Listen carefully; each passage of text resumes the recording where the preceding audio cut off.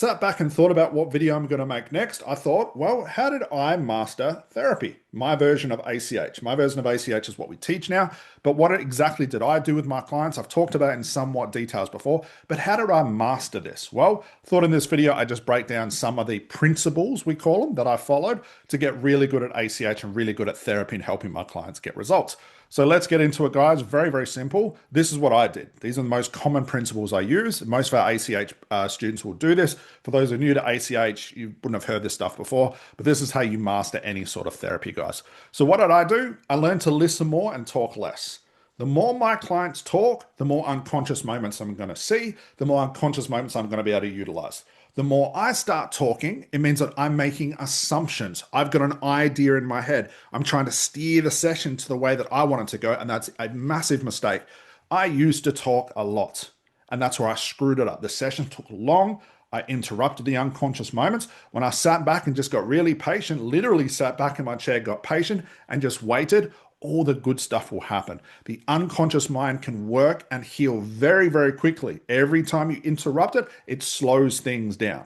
So listen more, and I learned to talk less.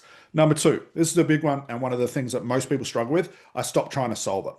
I had client after client after client after client for so many years. And I got to points where I thought, hey, I know it all. They're just the same type of client. They're going to say the same thing. Most of the quote unquote root causes end up being the same. As soon as I went into that mind frame, what do you think happened to my sessions? Terrible. Absolutely terrible.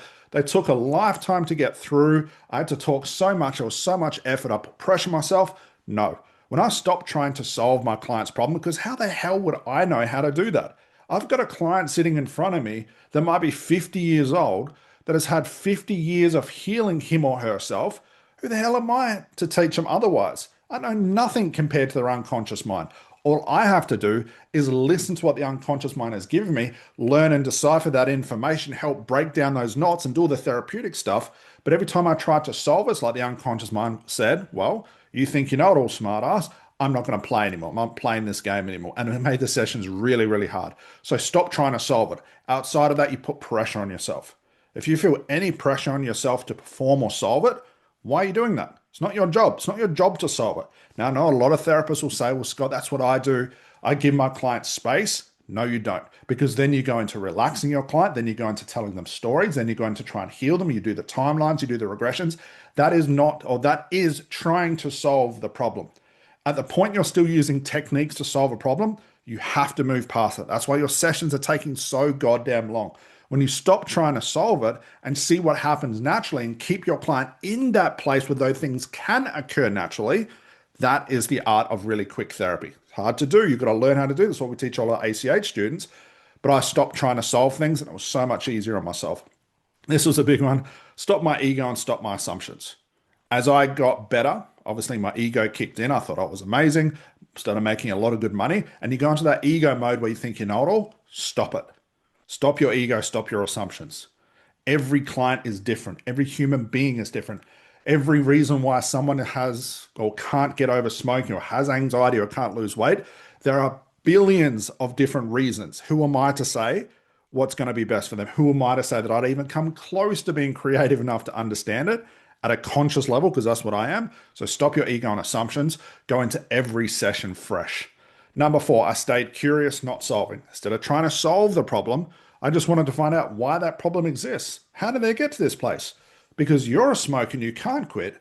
I've never smoked and I don't have to worry about quitting. How did you get to that point? And that curiosity in my voice right now actually gets me excited, because that's the same thing I do with, it doesn't matter if it's not just smoking. It's for every single niche on the face of this planet.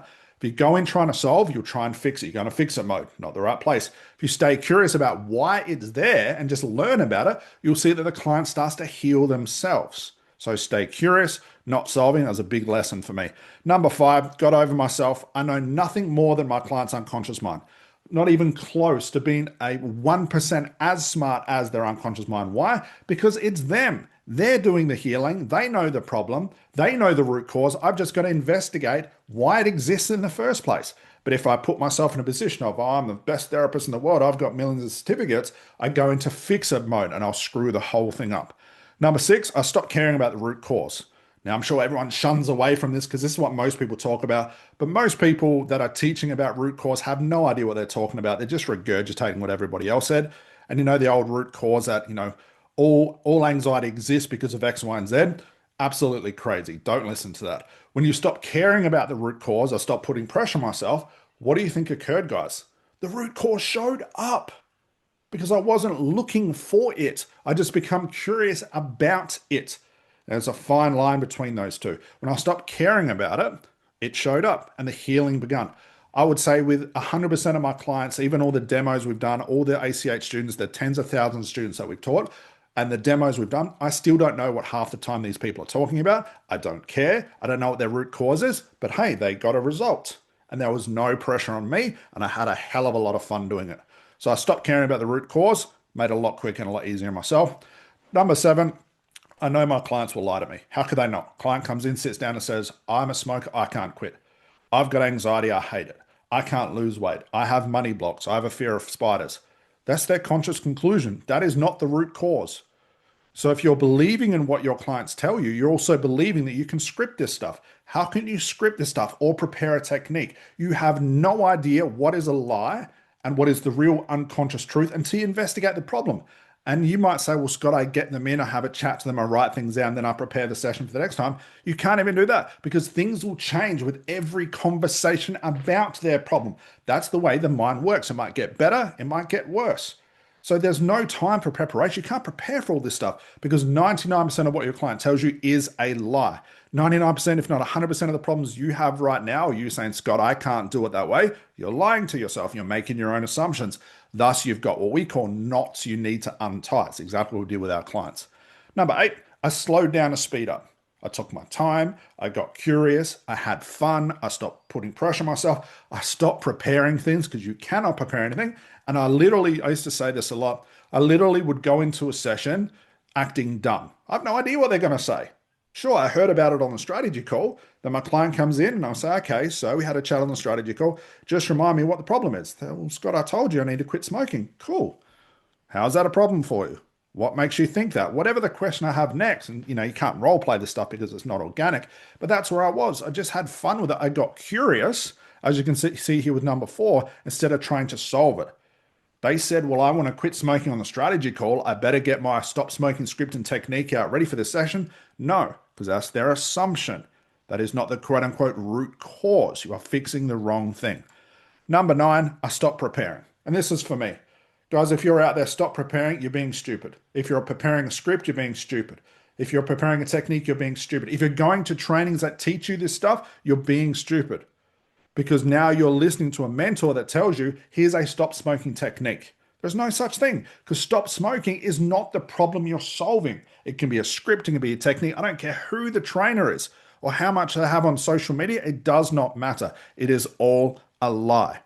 Your clients are making assumptions. You don't solve assumptions. You don't solve guesses. You don't solve backwards rationalizations. Why? Because if you do, what do we know? We're solving the symptom. And the majority of what your client tells you through the session is going to be symptom based. So you cannot prepare for this stuff. So guys, that's what I did. There are more steps to this, but they are the most common ones I use.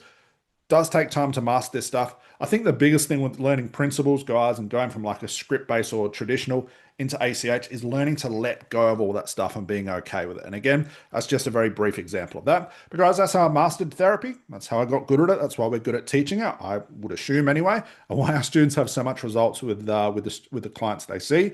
That is how I did it, guys. Hopefully that was informative. Let me know if you've got any questions below in the comments. See you in the next video. Bye for now.